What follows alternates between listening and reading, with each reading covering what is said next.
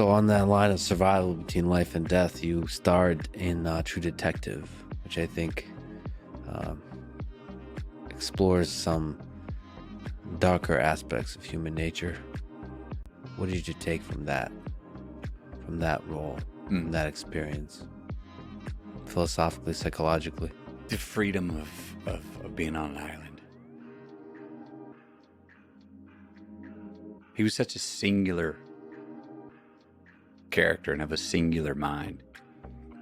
And as you know, it wasn't a dance party up there in his mind. It was some heavy stuff. But also existentially for him, always like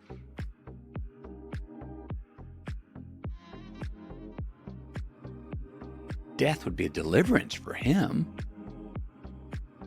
It'd also be a cop-out in a way.